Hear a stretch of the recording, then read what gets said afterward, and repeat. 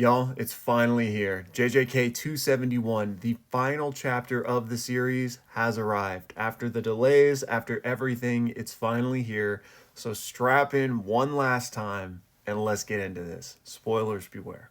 Also, y'all, full disclosure, as I'm doing this, I do not know what happens yet, so we are discovering at the same time, and I'm still a little bit groggy. I just woke up 5 minutes ago. I set an alarm every 45 minutes so that I could wake up and make sure I didn't miss this. So we're in this together, and we're gonna find out together what happens here. So let's do it. Also, of course, I had to suit up for the finale. So the chapter begins with our trio still in the apartment of this young couple after Nobara has seemingly finished her inspection of the young woman. She says, I didn't see any cursed seal or any sort of marking from a technique on the girlfriend. So shouldn't that mean the culprit is nearby? If it's not a cursed spirit but a sorcerer, then one of those markings would have had to have shown up, right? And Yuji says, yeah, so that means this girl is within the technique's range right now. And Megumi says, yeah, that's possible. The technique itself could be suited for stealth, though. Or maybe he's just very skilled in using cursed energy. In that case, it could be a bit of a problem. Then Nobara says, hey, young girl, is there a set time that your boyfriend comes home to the apartment? And the girl says, no, not really, but if it's when I'm sleeping, then I wouldn't know. And Megami says, if we assume that the technique radius is very wide, with a diameter of about 50 meters, if we factor in how it's not harmful, then maybe it could actually be within 100 meters. And Yuji's like, well, what do we do? As Megami is trying to think about this. Because this apartment is right in the middle of the commercial district, meaning there's a lot of things around it within 100 meters. And Nobara says, well, it can't be when people aren't around her, because there are too many buildings and blocked line of sights if we're going to consider everything within 100 meters at all times. But if they had to reactivate their technique through a certain unobstructed distance, then we could narrow it down a bit.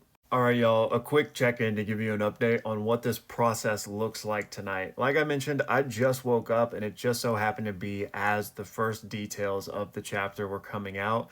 It's apparently just a colossal shit show. Not the normal people are translating it. Apparently most of the raws leaked onto 4chan and we are just scrambling with like Google Translate and Google Lens and just not the normal translators.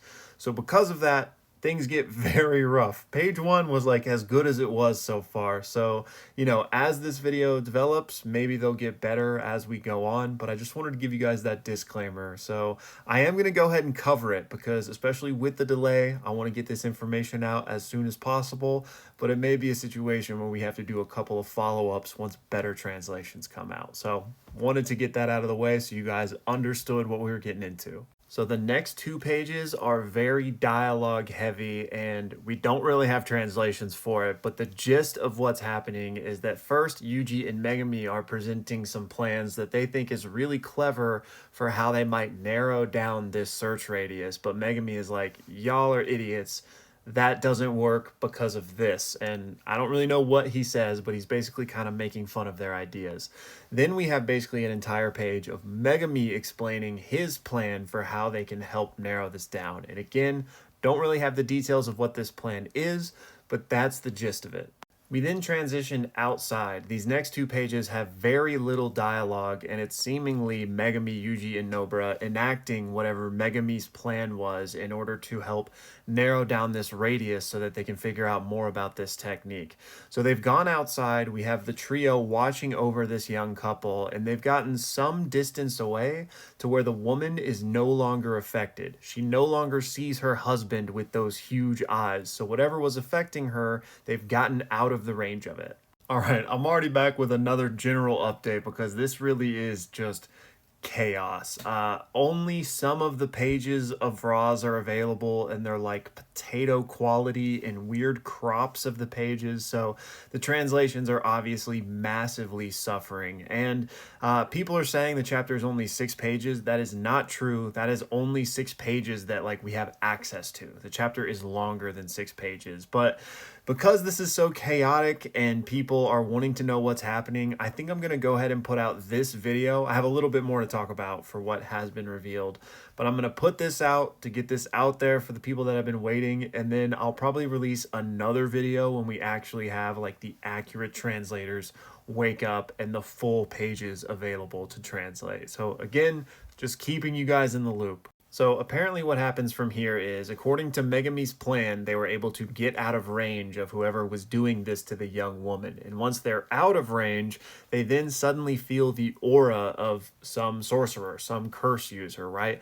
And so they are able to track down the person who is doing this to the young woman. And it's not anybody we know. Apparently it's just a new character that we're unfamiliar with.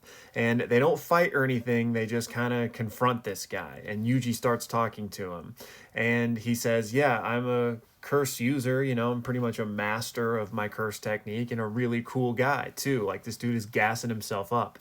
And Yuji says, well, in that case, where were you when we were fighting Sukuna? And this guy goes, oh, well, you know, my mom, she wouldn't let me come fight. So I don't take this with a grain of salt. I don't know if this is accurate or not, but apparently that's what happens. And then from this conversation with Yuji and this stranger transitions into a flashback with Yuji and Gojo. So we've got this flashback of Yuji and Gojo, and presumably this is set at some point in the month lead up to the Sukuna fight. And this conversation is why Yuji didn't get a letter. If you recall, Megumi and Nobara got a letter, but Yuji said he spoke to Gojo directly. So I think this is that conversation. And translations are rough here. So I'm going to run through it, and then I'll try to provide my interpretation of what's happening here. So Gojo says, when something happens, I want you to be there. I have loves and dreams too. One day, everyone will grow up and leave me behind. And I think it's better if there's somebody stronger so that you guys can forget that I exist. And Yuji says, I could never forget you. And we don't need you to be talking like that, all right? Gojo, you're concerning me. And Gojo just says, you're so young and naive. I have such high hopes for you. So yeah, the way I'm reading this is it's a conversation between Yuji and Gojo is talking about the possibility if he were to die. Basically telling Yuji that, like, hey, don't worry about it. I think it would be for the best if you guys forgot me, because that means somebody stronger than me existed. He's basically saying that, like, you know, I think his hopes and dreams of the next generation is what he wants. So it doesn't matter if he passes away as long as basically they succeed. That's kind of the idea I'm taking from this. But we'll see if the actual translations provide any further context or clarity. So from there, we cut back to the present where Yuji is talking to this curse user and he essentially surrenders. And from here, the only other thing we have right now is the final 2 pages, which do happen to be the ones I talked about last night. So for some reason, the final page of this chapter leaked incredibly early and incredibly high quality. So on one side, it's basically a shot of all of the students. They're not all together, but like in separate little vignettes, the students. And then the final page is just Sukuna's finger, that last finger, presumably, in one of those curse seal boxes.